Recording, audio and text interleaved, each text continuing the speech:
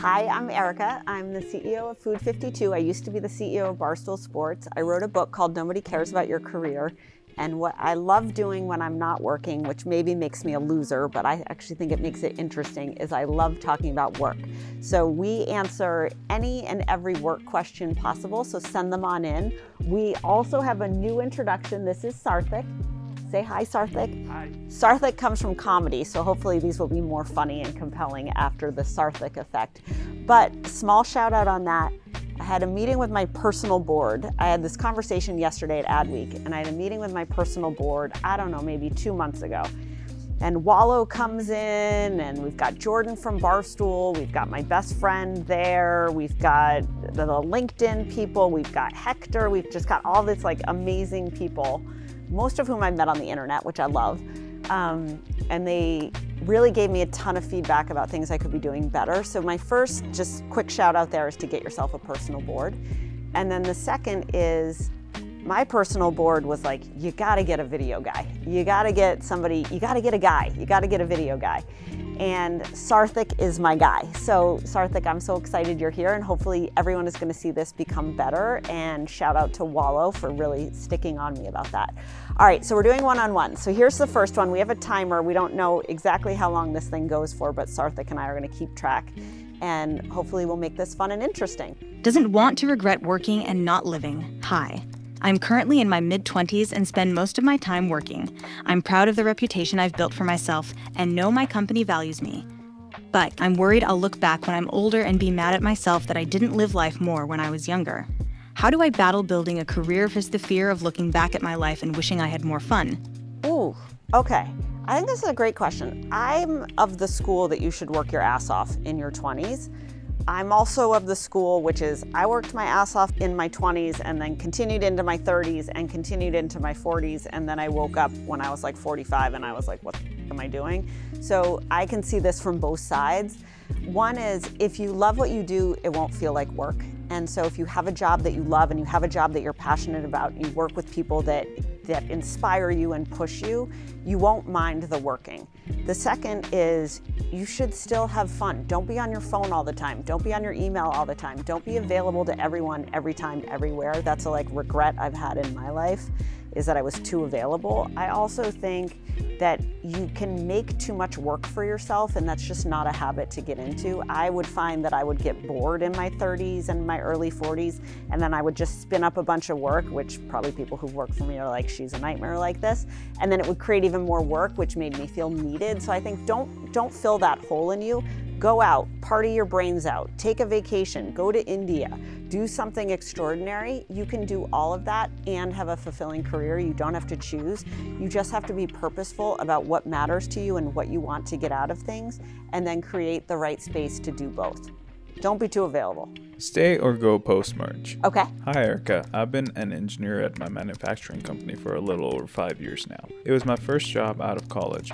For the first 4-ish years, I had fantastic mentors, was given a ton of great projects, and got the chance to travel a lot and build a good rapport with almost everyone across the company. Recently, I've been given responsibility for developing a lot of new technology that the company wants to invest in the future, and I'm fairly good at it. However, this past year, my company has been going through the pains of a merger, and I feel my role has stagnated. I'm not being tasked with work that is beneficial to my career growth, no longer have a clear career trajectory like I once had, and I am worried company priorities could switch again and I will have lost valuable time to develop career skills. Do I stick with the company where I know I'm valued and will have a job, or do I take the risk of trying to find a new job that fills the gaps I have now?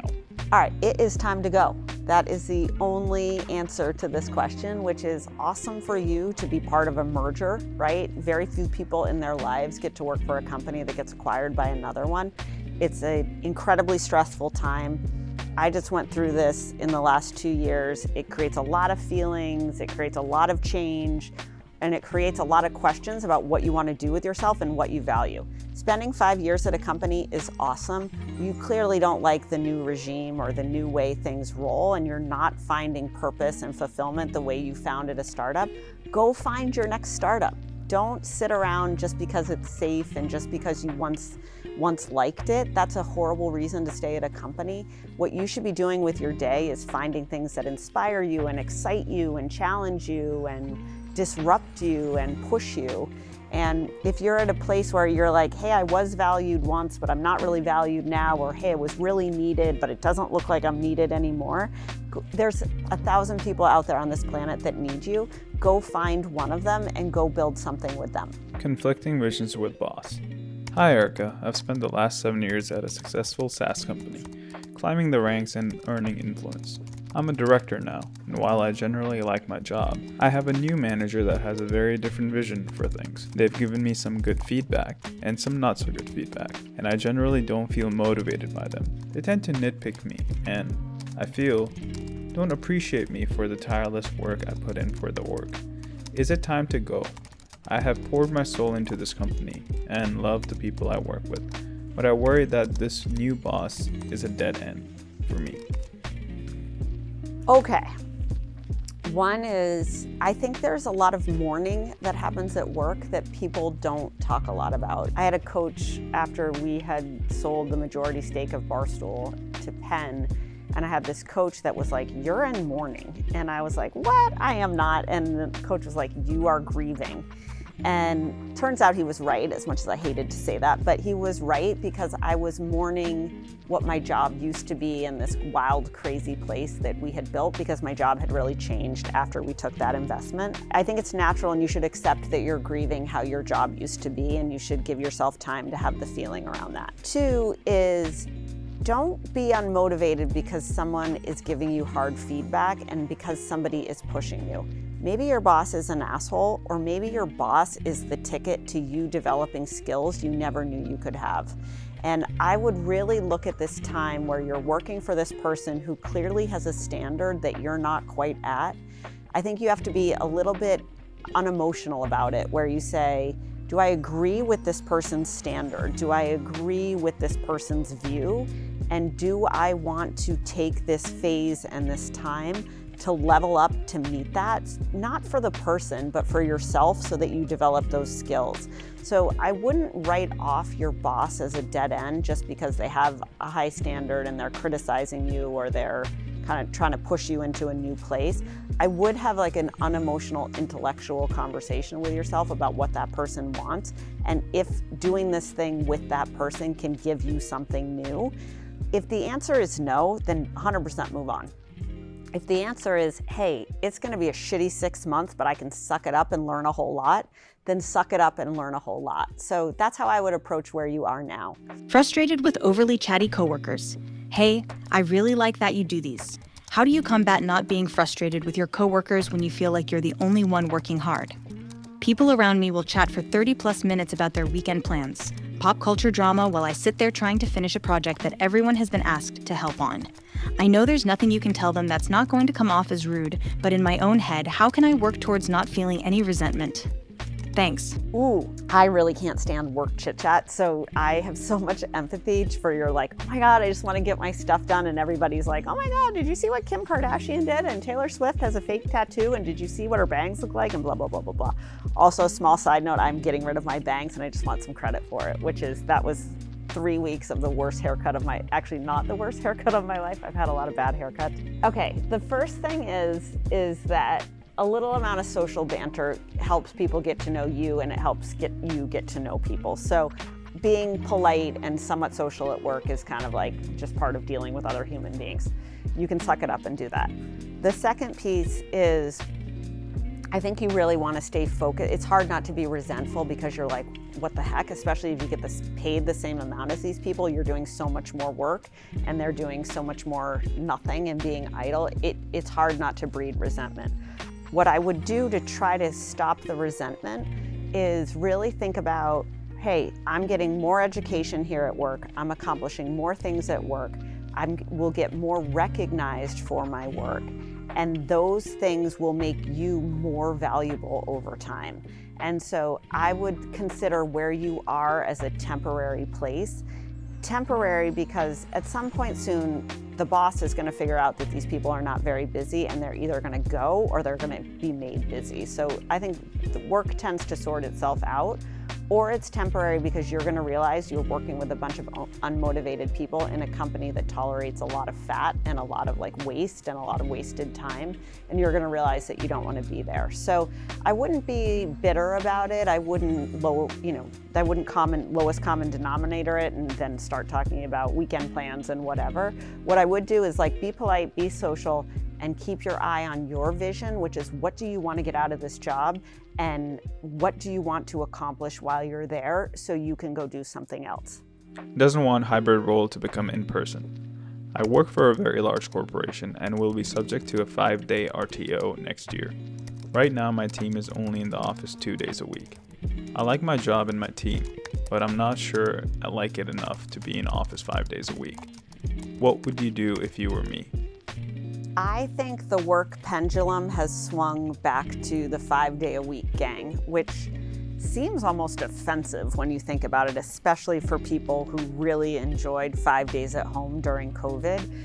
5 days in the office to me almost seems kind of culturally unimaginable, but if you look at Chase, you look at Jamie Dimon, it's 5 days a week in the office not wearing jeans. If you look at Amazon, Amazon's bringing people back to 5 days a week. So the 5-day-a-week world is here. You look at Nike's bringing people back. I don't think you're going to be able to go on forever and have a broad array of options if you're going to insist on being home 5 days a week. I do think that 5 days a week is tough because it's hard. You're used to working solitarily, you're used to being at home, you're used to being comfortable, you can take care of your dog and be at work. I think you have to probably figure out a compromise, which is if you want your dream job or you want the job you have, in order to have that job, you're going to have to reprogram your brain and kind of reprogram your life to be at work 5 days a week. If you're like, you know what, I can't reprogram myself, I want to stay 5 days a week, then I would probably bank on your career and job options being kind of limited, but they are out there and you should go pursue them. I think the worst thing that can happen is you go back to work, you hate being there 5 days a week, you're miserable, you're grumpy, you complain all the time, you're toxic, you bring people down with you. Nobody wants that life and nobody wants to be around that person. So that's how I would think about it. New director whose reports aren't happy. I just took a big director role with multiple department heads underneath.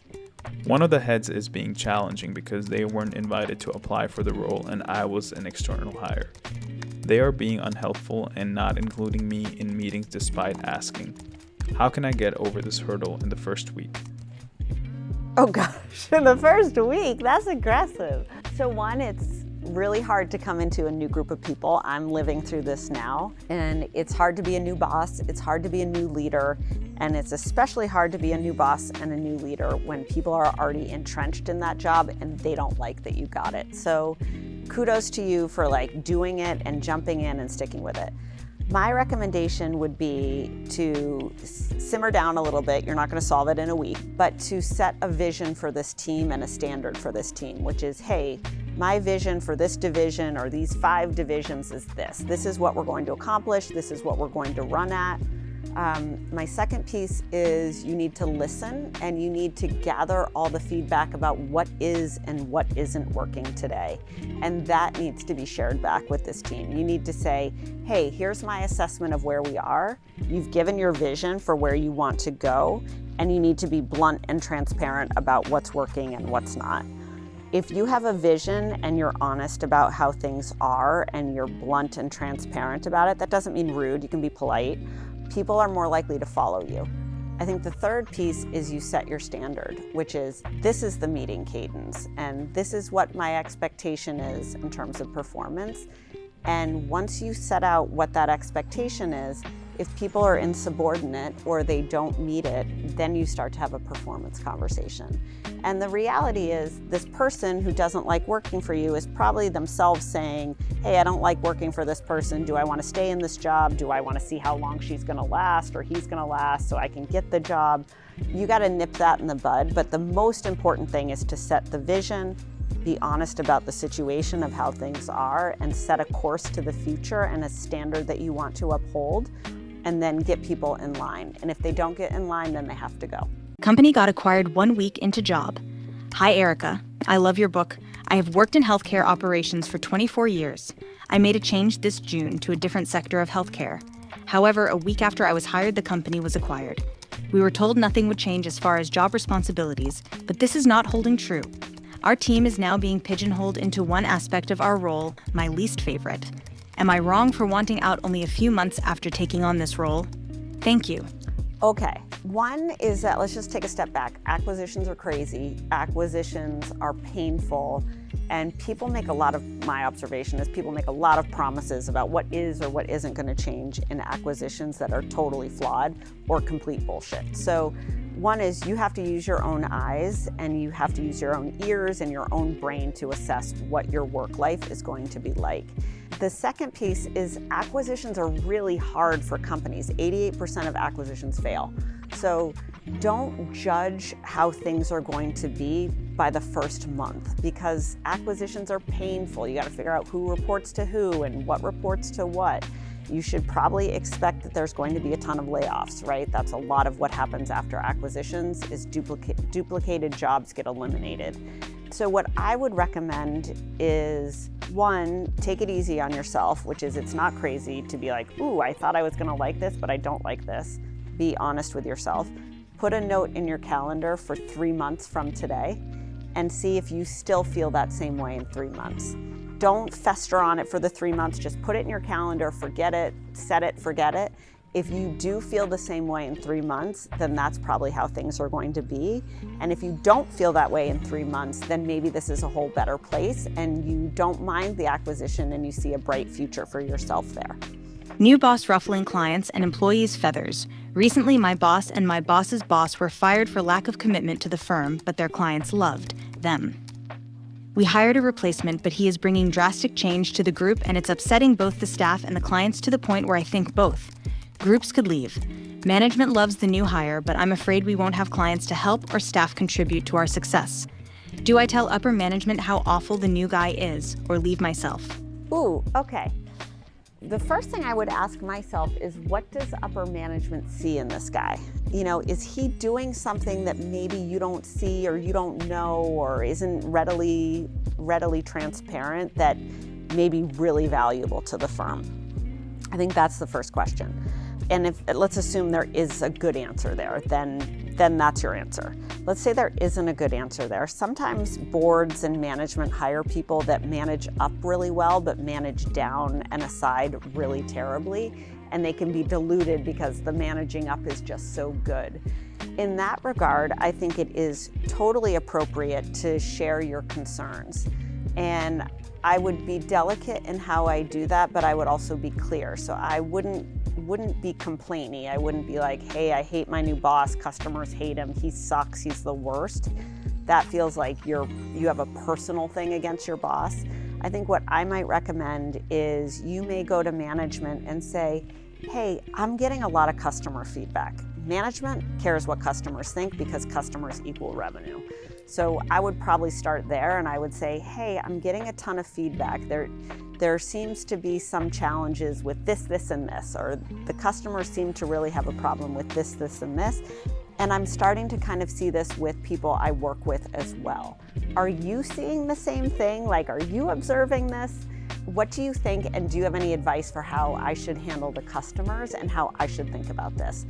I would definitely, it's worth saying something. I would definitely say something versus just skedaddling and leaving. But I would be cautious about how you present it and I would be thoughtful about how you dialogue it. Difficulty getting a job with new technology. Thanks for your videos. I have really learned a lot. I hear from a lot of people about how difficult it is to get a job with ghosting, AI, algorithms, etc. What advice do you have to help these people? Okay, I watched a fascinating documentary on AI this weekend. I watched two things on AI. One thing on AI, and then I somehow stumbled into this rat hole this weekend where I was watching the All In podcast conference. I don't know how I ended up there, but I'm like watching video after video after video. They're kind of like bro-y, tech douchey bro-y, and I think they know it and I don't think they mind it, which I actually kind of respect. And then 2, they had some killer guests. So they had Nikesh Arora, who I thought was brilliant. He's the CEO of Palo Alto Networks.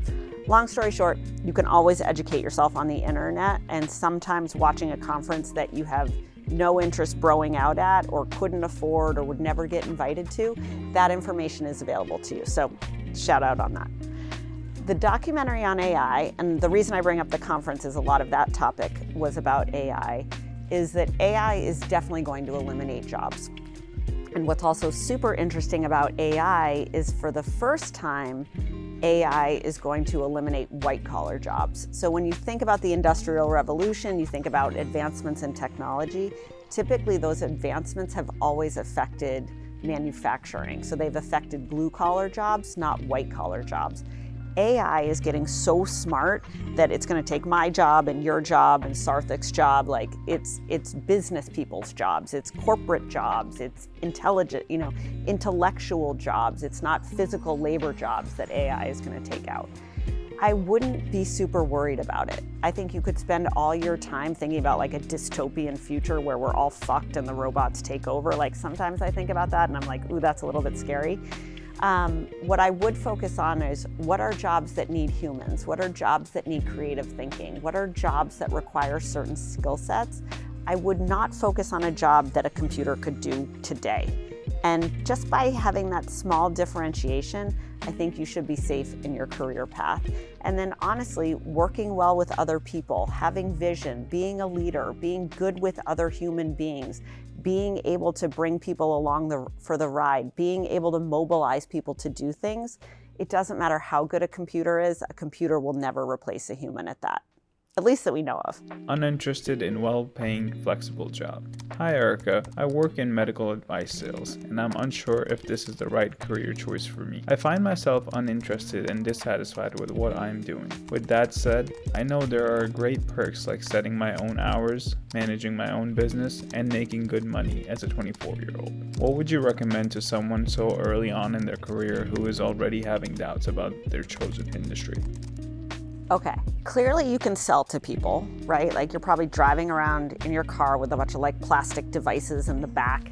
And look, medical sales is a really good business. It's super, super lucrative. It is also kind of soulless and you're like showing up at the hospitals with all your stuff and it's not like you go home to your partner or your girlfriend or your boyfriend and you're like, oh my God, I love my job. It's so fulfilling. I met this doctor and sold him a dialysis advice and the dialysis something, like, I have to itch my nose.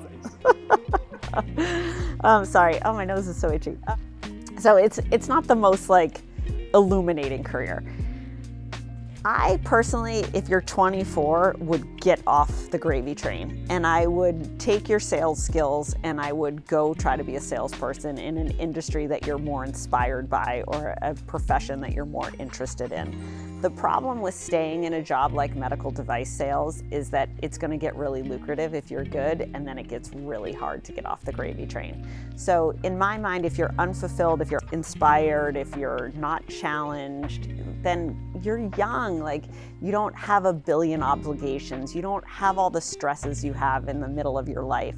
Go find something that does excite you and does create passion for you and helps you develop as a human being, even if it means less flexibility and it means less money. Transferring teams internally to leave unhelpful boss. I started my job about 6 months ago, an entry-level position in an industry completely new to me. My boss made it clear in the interview process I was joining a high-performing team and expectations would be high. I met and exceeded all of my Q4 metrics, and I'm on track to do so Q1, but my boss seems to think I'm underperforming. I have asked for help 9 times, and she refuses to do any sort of one-on-one with me. My position opened up on a different team recently, and I would like to transfer to that team under a new manager. How do I navigate having this conversation with my current manager and leaving in good graces? Okay. So the first thing is be sure you can get the job with the other team. So you got to go talk to the new boss. I would set up a one-on-one with that person and I would, talk about everything you've contributed to the company, everything you're excited to do next, everything you're passionate about. Don't make it about me, make it about the company. And also ask that person about their management style, because what you don't want to do, obviously, is leave one bad manager for the next bad manager. So I would ask that new manager a lot about their own management style.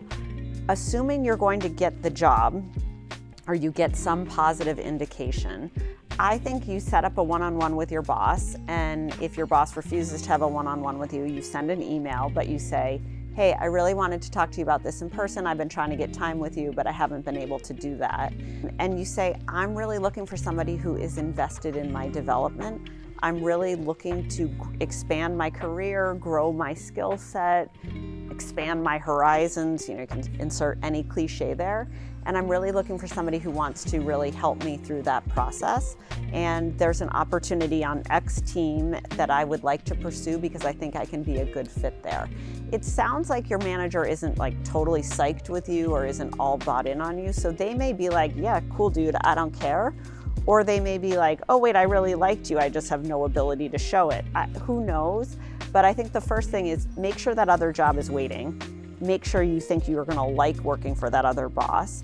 And then just have a really thoughtful conversation and an honest conversation of like, hey, I'm looking for more hands-on management. I'm really looking to grow, and I think that this is going to be the best opportunity for me to do so.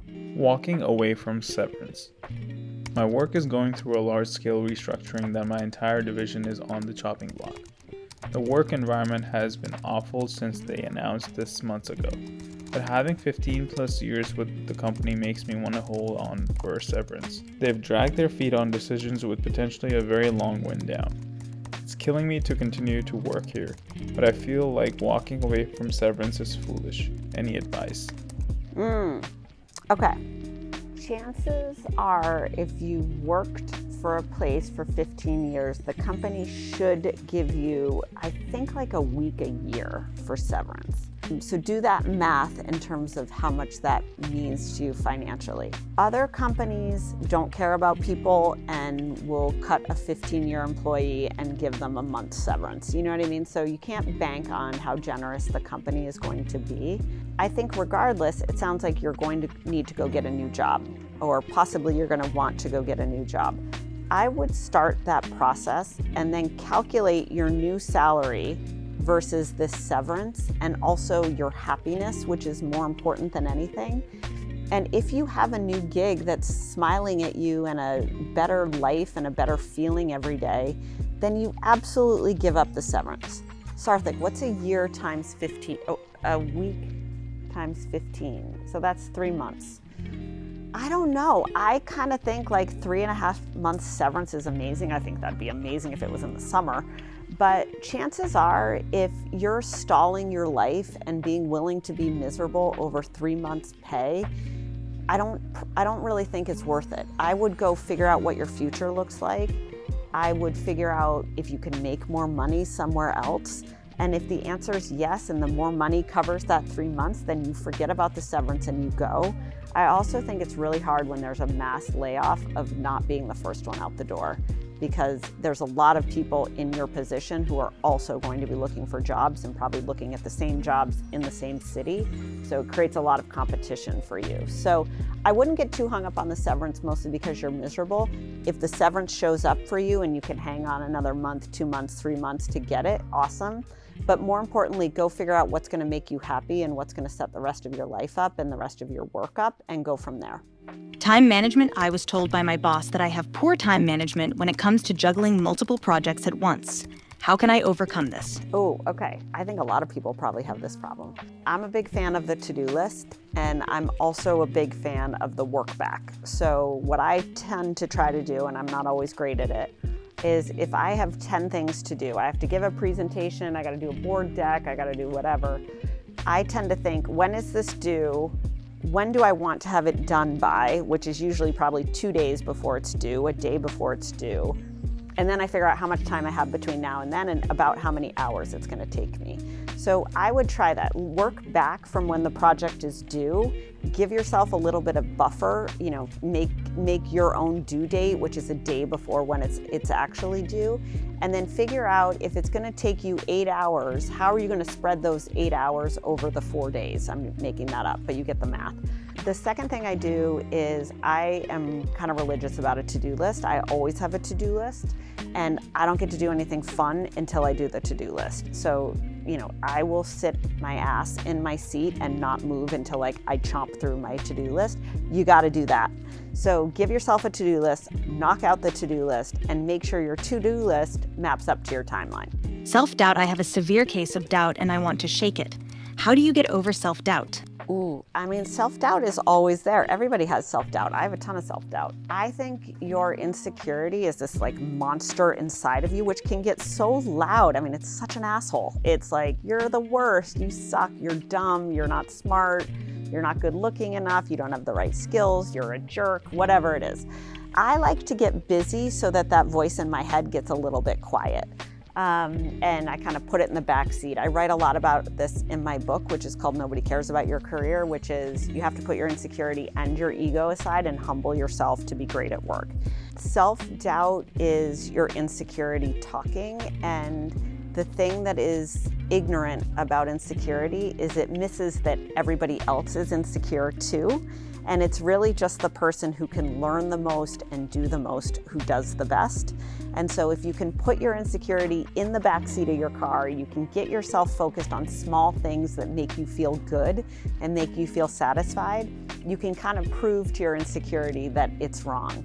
And I would just get busy and start doing stuff. And yes, you're going to screw things up. And yes, you're going to mess up. And yes, you're going to have regrets. And yes, you're going to wish you did things differently. But by doing, you constantly have a chance to do it better, and you will. Looking for a new role after 18 years. Hi, Erika. My company has publicly announced job cuts, and my role is identified as impacted. I have worked for this company for 18 years in a mid-level role, and having a job search ahead of me is intimidating. What advice would you have for someone who hasn't job searched in almost a decade? This job market seems tough, and I've heard from colleagues that it's almost impossible to even get a call back on applications. Okay, the job search is kind of like the weather when there's a storm coming and you have that person in your life that's like, oh my God, it's gonna be terrible. It's a monsoon, it's a hurricane, we're gonna get flooded, whatever. It's very, very easy to be dramatic and have doom and gloom about how bad the job search is. Yes, is a job search tough? Definitely. Does a job search require you to get over the fact that you haven't done it in a decade and you've worked someplace for 18 years? Absolutely. The biggest thing now is you have to stop thinking about yesterday, and you have to stop thinking about how comfortable you were and how secure you were. You're in a new world, and it's a new time, and it's a new era, and your only job right now is to crush this job search. So you got to get a resume together, you got to get a cover letter together, you got to network the heck out of yourself, you got to write thank you notes, you got to get creative about how you get into companies, you have to be compelling in terms of how you describe your experience and parlay it into the next thing. So don't listen to the weather forecasters, don't buy into the doom and gloom. It's just going to make you depressed and that you want to give up. Do start working on your job search and make crushing your job search the only thing that matters in your professional life. Boss doesn't respect young employee. How to get over that my boss doesn't respect me because of my age. I'm 24 and at my first out of college job for 7 months. I get along with everyone on my team besides the team lead, who ignores my emails and communicates through other people on the team. The one time she had to give me feedback, she scheduled a call with another team member who didn't need to be there and said 6 times in a 20-minute meeting, "I'm not mad," or "I'm not mad at you." Recently, I overheard her refer to me as child labor. I don't want to tell anyone at work because we don't really have HR to go to, and the team has a great dynamic, and I don't want to be the thing that ruins it. How do I accept that there's very little I can do to change her opinion?